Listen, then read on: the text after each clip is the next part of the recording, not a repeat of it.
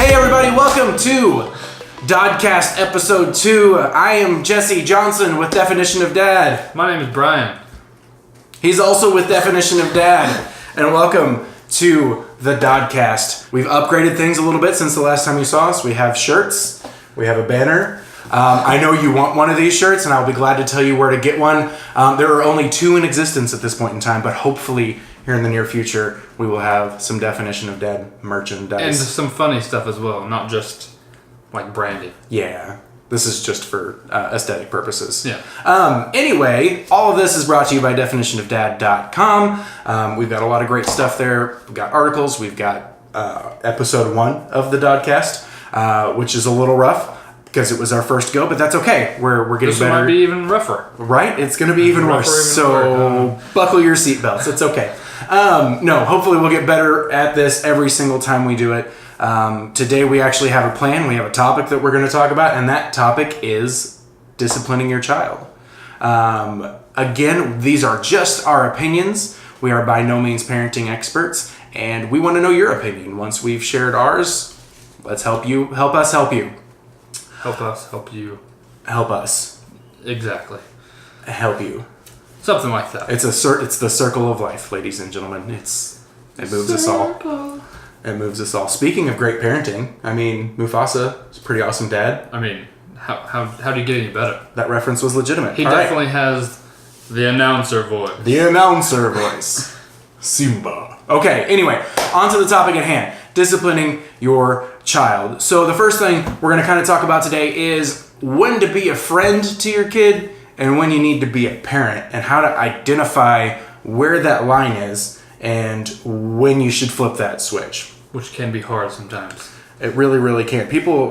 I see a lot of people that are just trying to be friends with their kids, especially teenagers. I don't have any teenagers yet, but mine aren't even close. Mine aren't either, but I see people trying really, really hard to be friends with their kids, and then their kids are just kind of, like, from an outsider perspective looking in, their kids are kind of delinquent. They're just running around doing whatever they want to do. I think my perspective leading in with this would be, like, you basically from the beginning would be my thing. It's like kind of setting a groundwork, ground rules, that sort of thing.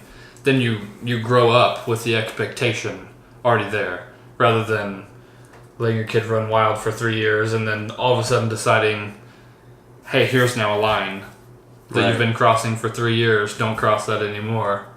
Right. And so I jumped to teenagers a little too quick there, but it's important to think about, like, infants to toddlers. I mean, how much your brain develops. First 3 years and all the things that you learn during that time and all the patterns and habits that are set pretty much in stone at that point in time, or at least they're really hard to correct or differentiate from that once they've learned that pattern. And people, I see it all the time. You all see it all the time. And it may even be you. And again, we're not here to judge anybody. We're not here to make anybody feel bad. But we've all been in the restaurant with the kid who's throwing stuff and screaming. And we see one of 2 types of parents in that situation. One of them is working, doing everything they can. They're probably just terribly embarrassed. I've been that parent before, trying to calm and rein their child in. But then you also see the parent that just doesn't care. It's like, oh, whatever. Maybe they're used to it. I don't know. I'm not exactly sure about that one. It's something that they see every day, apparently, or maybe, I don't know. Again, not here to judge anybody. We're just trying to understand the mindset of a parent in that situation. I've been the parent in the situation where I'm trying to do everything that I can. There was a long time when I wouldn't even take my daughter to a restaurant. Like, it just wasn't going to happen. That's what I was going to say. Our tactic is basically just don't go into public half the time. Right, but you got to also, I mean, as parents, you got to live. Like, well, yeah, I know. I mean, like, if I need to make a quick trip to the store, I usually just by myself. You just run by yourself instead of taking the whole family. Toddlers will do what toddlers will do, right? But you can still, I feel like you can still lay the groundwork as far as being able to talk to your kids and help them understand what is an acceptable way to act at any time, not just in public, at home, whatever, versus what is not acceptable. And I think that you start that young. You have to start that young. Another thing I think kind of goes along with this is maybe recognizing, and once you have those established, recognizing, like, if they deviate, that could be a sign that they're, not getting enough attention, Right. maybe from you, and kind of, because any attention, even negative attention, sometimes kids will go for just to get attention. Yeah. So that's one thing to maybe pay attention to, maybe look out for. If your kids are acting up a lot, maybe try setting aside half a day where you take them to the park, you focus directly on them. Yeah. I know that for me personally, that's something I need to focus on because I work so much and I have so much going on the side that, not that my family gets pushed to the side, but it's like I need to work on blocking off a certain time where it's just 100% family. 100%. Yeah, no, I completely agree. That's something I've noticed with my daughter, is a little bit more of acting out a little bit for the attention. For the attention. Even if it gets her negative attention.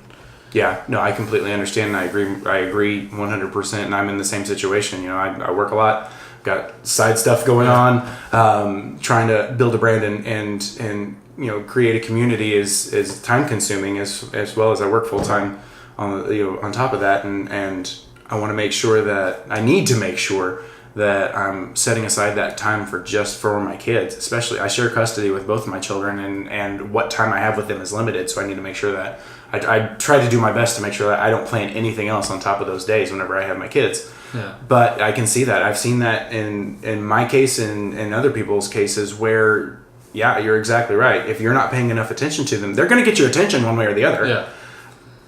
And if you're not screaming, if you're not restaurant, giving, it might involve screaming in a restaurant. But just kind of where to differentiate between being your kid's friend and being their parent. And the way that I approach it, for what it's worth, is my kids fear me, or I like to think my kids fear me just the exact right amount. Like, my kids aren't afraid to be around me. Yeah. My kids aren't afraid to come, you know, to play with me, or to wrestle with me, or to joke with me, or to try to play pranks with me or something like that. But they also, for the most part, know that there's a line that you don't cross. Get the dad voice. When you break out dad voice, right? When all else fails, use dad voice. But they know that there's that line that they shouldn't cross. Now, does that mean they never cross it and that they're perfectly parented? Yeah. No, they cross it all the time. But they know where that line is. And there's no mistaking that once they've crossed that line, they know that there will be consequences. Now, I'm all for spanking. I think that's fine. I've had to spank my kids both in total probably 7 times. I have a almost 8-year-old. Odd 7 number.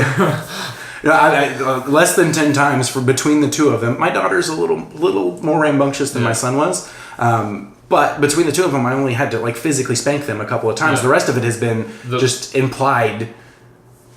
See, we do spanking as well sometimes. Mm-hmm. I usually do that, which it might be the wrong thing. Let us know what your opinion is. But mainly if they are physical with one another, which that might be the exact opposite thing I need to do. But we're still learning, man. Yeah. No, I get that, and there are so many differing opinions on it and schools of thought on, is spanking effective? Is it not? In my opinion, again, these are all opinions. In my opinion, I think if used at the right time for the right reason. And there's a difference between spanking and beating yes. or hitting. Physical that's not violence. Yeah, physical violence. That is not what we were talking about when spanking. Yeah, physical violence against any child at any time is absolutely 100% unacceptable, and that should go without saying. But we're talking about spanking, open hand, on the bottom. It's just a disciplinary action that people have grown up with for, I'm assuming, hundreds of years, thousands maybe. More than that. As long as there have been. Another thing, even going along with spanking though, one thing we've noticed with especially my daughter, my son, he's a little bit more sensitive. Mm-hmm. I can use the dad voice and it usually shuts him down immediately. Yeah. My daughter, nothing. Doesn't even phase her? Doesn't phase her. Spanking also doesn't phase her. So what do you do in that situation? Well, I've been, again, I don't know if this is the correct thing to do or not, but I have her just come to me wherever I am, right beside me, and just sit quiet, like you would in the corner, like almost a timeout type of thing. Like a timeout thing, but she's right beside me, so she can't move, can't do anything. I noticed the corner, she's really, really hyper. Like that's how I was when I was a kid. I'm assuming that's where she gets it from. Yeah. So I kind of empathize. Yeah. Have empathy towards that sort of thing. Because I was very, all the time going 90-0 as a kid. Right. She's like me made over. So I know that I know what worked for me as a kid and what didn't. And my parents used spanking, and like I was kind of like your kids. I was rarely ever spanked because it worked for me. And I think the last time I ever got a spanking was like when I was 7. Last week. Was because I tried to ride a vacuum cleaner. I tried to run and jump on the vacuum cleaner. I got a spanking for that. Yeah, well, you deserved it, you little jerk. But that kind of brings us to our next point. Like, when do you, when your kid does something wrong, right? Whatever it is, if it's major or if it's just something small that you've talked to them about, like, when do you just correct the action? When do you say, hey, no, that's not how we do this. This is how we do it? Or when do you actually go into full discipline mode and scold them or whatever, or lecture them? The majority of the time, the first would be, like we were touching on a little bit before we started this, on positive reinforcement, and how that whenever your child does something positive, try to overly just make a big deal about it. No, I get what you're saying. Yeah, make a bigger deal about the positive things that they do than the negative things that they do. Not that those should be ignored whatsoever, but like increase the amount that you know, and that's a really reward them for the going out of their way to help people, or the good traits that you want them to do more of. Yeah, no, absolutely. And you bring up a really, really good point there, as far as we should be recognizing the great things that our kids are doing and the achievements that they're making just as much, if not more so, than we're recognizing and addressing or correcting the negative actions that they're having. Because I think that, again, positive reinforcement, nobody doesn't like that. Yeah. Right? There's some people that it motivates more, and there's some people that it motivates less, but nobody hates it. Nobody hates being told that they're doing a good job or that they did a good thing, right? They may not like big, fanfare, things like that, but kids are the same way. They want to know when they've done well. But if all you're doing is sitting there and telling them, no, don't do that, no, don't do this, oh, you did this wrong, you messed up here, you made a bad choice, you did this, and you're not recognizing any of the good things that they're doing. Then. Right. Now, just like what would your emotions be, say, like at your job, for instance? At my job, every quarter, every 3 months, if you've missed less than 5 hours, they give you $150 extra on your check. That's a far better incentive than if you don't show up, you get wrote up. Mm-hmm. Yeah, and you get extra money for showing up and doing what you're supposed to, and being a good employee. That's a far better incentive for me, anyways. Right, for you. And there are people who work differently. Like I lead people in the job that I have. Like I have a team of people that I lead, and some people, yes, if I dangle, $100 gift card in front of their face and say, hey, do a good job and this is yours, then that's enough for them. But there are other people that are like, I don't really need that $100 or a $50 gift card. But and they're on the flip side of that, where I have to constantly be on their case about certain things, because I think it comes down to, do they know better?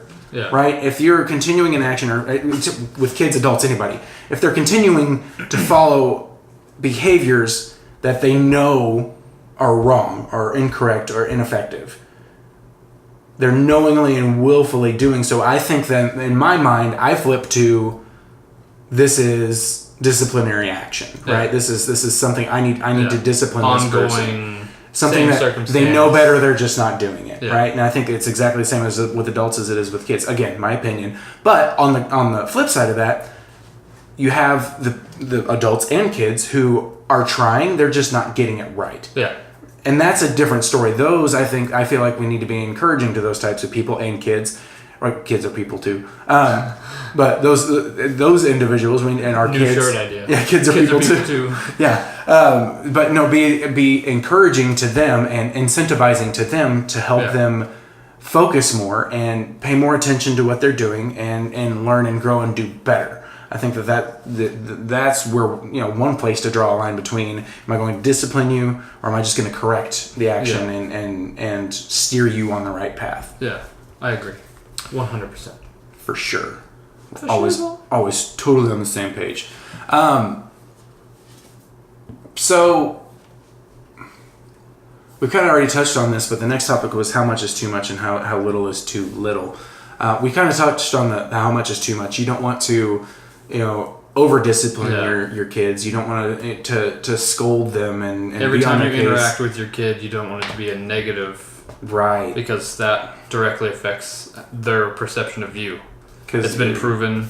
There's been many studies. Right. Like if you're always on your kid's case, and they may grow up to be a really hard worker, and they may grow up to be somebody who makes millions of dollars, but they're always going to have that issue that my dad was constantly on my case. My dad, and they may get to the point where they thank you for it. I've seen that before, but I've also seen where I did this because I hated my dad so much and I wanted to prove him wrong because he never thought I did anything right. Yeah. So you don't want to be in that scenario at all. And that's kind of been where I've been at with the kind of looking, especially since we've been doing this, kind of introspective. It's very introspective starting a project like this because breaking down what I'm doing, how I'm spending my time. I try to be, anytime that I'm not spending time with my kids, I try to make it as productive as possible, whatever I'm doing, either providing for my family, working, doing stuff like this, trying to build a future for myself and them to make it worth the while. Right. Right. But I mean, and sometimes people go too light on it too. Like the parent that's sitting in the restaurant with the screaming toddler that's doing absolutely nothing to try to calm the situation. Kids are going to scream. Kids are going to be upset, especially babies. I mean, like babies on a plane, people get upset with babies on a plane. I'm like, there's nothing you can do about that. The kid's ears hurt. He doesn't know why, and there's nothing his parents are going to be able to do about it. I don't blame that person. But if you got a 3-year-old that's throwing spaghetti across the room in a restaurant and they're screaming and you're literally doing that, you're pretending like it's not happening, then I have an issue with that. That's not how I would raise my kid. That's not how I would parent my kid. Again, I'm not here to judge somebody but I think that's where the big negative stories come from. People are like, oh man, kids in restaurants and don't go out in public with your kids. I think you can totally go out in public with your kids. I think it's a two-sided coin because the world needs to be a little more understanding about, and anybody that's had kids is typically a little more understanding. And the ones who haven't, once they do, or they will become understanding. If they don't, and some people are just understanding by nature and they don't need to have kids to be good people. But the other side of it is, it's also kind of a responsibility of the parent to at least try to make the situation a little bit better. If you're going to take your kid in public, which is totally fine and totally acceptable, try to make it as minimally impactful as possible. There are going to be times where, my sister-in-law tells a great story about my niece about how she was in Walmart and she had a cart full of stuff, and my niece, she was 2 or 3 or 4 years old, just lost her mind, just absolutely lost her mind. And so she pulled her out of the cart, left the cart where it was, and took her home. After an hour's worth of shopping, went and did that. And sometimes she's grown up to be a wonderful. She's in high school now. That's where the line was drawn. Yeah, that's where the line was drawn. She drew the line there, and that's where she did that. My niece, by the way, has grown up to be. She's going to be a junior in high school. She's a wonderful human being. She is a junior in high school. Yeah, she's going to be a senior in high school, and she might watch this. I don't know if she'll get to this point in it. She doesn't have any kids herself. But anywho, got off topic there for a second. So there is a point where it's too much, I believe, and there's also a point where it's too little. So the important part is finding that butter zone. And nobody knows exactly where that line is, and every kid is different. Just like every adult is different. They all have different personalities, and the way that you, I don't want to say train because they're not dogs, but the way that you help that kid grow, or the way that you help that person learn, it needs to be individual to that person, to that kid. It needs to be suitable to their personality type and to the way that they learn best. But finding that zone there is kind of one of the holy grails of parenting. If you can hit that level, let us know if you do, because neither of us are there. For sure. We're still trying to figure it out ourselves. But I think that's kind of the key of figuring out your own kid, right? Where the balance is for each one, where the balance is. Where am I doing enough to make sure that my kid doesn't grow up to be a dirtbag? Am I doing, and I'm not doing too much to make sure that my kid isn't scared of me or doesn't revert into a dirtbag because they're trying to prove you wrong, or they're trying to lash out against you for being so hard on them. I think it's a good thing to be friends with your kids. Yeah. But I also think that it's a good thing to establish that I am your friend up until this point, and then I'm your dad. One thing I was going to ask you about too, which is step parenting. Do you think that that's any, for my case, I got with Mary whenever her daughter was 3. So I've basically been in her life for her whole... Yeah. Ever since she can remember, I've been in her life. But for me, it's a little different. Mm-hmm. Just because, like, her dad's still in her life. Mm-hmm. She doesn't call me dad, but I'm the dad figure in this household, and she recognizes that. And there's never been any sort of, like, an issue between any of that. But I know you're on the flip side of everything. You have... Yeah, my son has a stepfather who... and whenever we're talking about discipline when it comes to step parents, I'm very much so in my specific situation that I'm in. I'm very thankful that my son has an awesome stepdad. I'm very, very thankful for that, and he has my 100% seal of approval to do what you need to do. Yeah. So I look at it from a different perspective of, I know not all situations are like that. Yeah. There are some situations where there's animosity there, or there's hesitation there, there's that you don't want somebody else disciplining your kid. And sometimes it comes to, like, if you have kids that are older, that's that's my job, don't discipline my kid. Yeah. And I get that. I understand that. I don't feel that way about it. I feel like we're all in this together. This is, we're in it for the long haul, and our goal is to make sure that this kid doesn't grow up screwed up. And having, I could definitely see it turning out like if the step parent's hands are tied in that situation, that step parent is going to be walked all over by that kid. Yeah. That's the one person they can get away with it with. And I don't like that idea. I don't like that concept personally. Yeah. I don't think that's fair to that step parent. Now, I'm not talking about boyfriends and girlfriends and things like that. Until it's, you put a ring on it and made it permanent. I think but once you get to that point, and I think that a lot of it comes down to do with communication. And I touched on this in one of the blog articles that we've had. No relationship ends well, right? Yeah. Very, very few relationships end without any hurt feelings. We're best friends. Hey, we're best friends. We're all on the same page immediately. So in this concept, though, when we're talking about, when step parents get involved, obviously parents have split up. Step parent comes into the picture. A lot of time, like I said, there's animosity there, and there's hurt feelings still there. Yeah. You have to get past all that for the sake of the kid. And I'm not saying it's much easier said than done. Yeah. Right? I've been through that myself, and it's not easy to do, but it's doable. And once you all can get to the point where you can communicate well, it all comes down to the communication. If I can sit down with my son's stepdad and say, hey, here's where we're at. What are your thoughts? What's your opinion? What do you think we should do? What can we do together? How can we both enforce this? When he's with you, you enforce it. When he's with me, I enforce it, and everything's straight across the board. Yeah. I think that is pure parenting magic at that point in time, and that is making the best out of an irregular situation. I'm not going to say a bad situation, because it all has worked out for the better. I think that it's really, again, it's case by case, but I don't think that a step parent who's in it to win it, who's in it to be a part of the family, who's in it to be a part of this kid's life, I don't think that their hands should be tied. So I'm interested to hear your thoughts on it. Whenever I came in, I had no...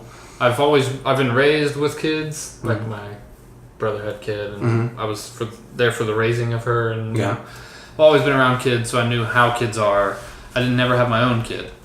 And so I come into a relationship where she already has a 3.5-year-old daughter, and the dad is in the picture, so I'm not taking over any sort of dad role or anything like that immediately. And then as time progressed, our relationship got a little bit more serious. We realized, hey, we're actually going to stay together. We're going to do this. I started stepping more into while she's at our house, I'm more of a strict parent, I guess, or a parenting figure. And so whenever that started happening, we did actually run into some confrontation between the actual dad and myself and Mary. And I, like you said, just communicate. I'm all about talking about things. If anyone has any sort of an issue, you got to talk about it. If you don't, it just boils up, and then people, especially when it comes to children, people are touchy, and as they should be. It's your kid. As the dad, you have another guy coming in that you're not there to witness what's going on. You don't know how they're doing things. So most of the time, somebody you don't know and you've never met. So sorry to kind of cut off there so abruptly, but apparently the camera decided it didn't want to record anymore of that business. Spitting too much hot fire over here. We're laying down too much truth and knowledge for the camera to handle, so it shut off. But we rambled on for a few minutes after what you've already seen. Nothing extremely profound or relevant. Mostly just stories. We only went for 3 or 4 minutes past that point. But just to kind of reiterate, today we talked about disciplining your child, being a friend versus being a parent. How much is too much? How much is too little? I have more here. We kind of went over what it was like to be a step parent in the disciplinary world, and how we don't feel like you should tie a step parent's hands in that. It's just all about communication and about understanding where everybody's coming from and being on the same page. So again, he didn't miss much. Just a couple of bald guys talking about being dads, which is what you saw for the first 30 minutes. That's our new tagline for the website. A couple of bald dudes talking about being dads. Speaking of the website, perfect segue, definitionofdad.com. Go check it out. I promise I will do more writing. I will have more written media there for you to absorb through your eyeballs and to your brain cells. Else. However anatomy works, I'm not sure. However you feel like I'm kind of thrown off because we really closed out the last one. Yeah, it was a good closing. It's a good solid closing, and it's gone. And now we're just kind of awkwardly stumbling through it, and so that we have some sort of closure. We probably should have just thrown the black slide up and been like, "Fiend." Brian, you want to tell them a little bit about our social media? Yeah, social media. Everything at Definition of Dad. Definitionofdad.com as well. Twitter followers, we have 2 now. Apparently they are related. So if you want to be the first that isn't related to one of us, go to Twitter at Definition of Dad. Instagram, the kids these days, what do they call it? Lit over there? Lit. It's lit, fam. Lit AF. Okay, that's what it is on our Instagram page at Definition of Dad. And then website, Facebook page. We have cool stuff on the Facebook page. A lot more cool stuff coming. Mm-hmm. We have funny video ideas, serious video ideas, little short kind of movie-esque type things. Yeah. Little shorts. We got a lot of good stuff in the making here. We've kind of taken some time off because I've been a little bit sick, but I'm better now and ready to get back at it and start pumping out more content.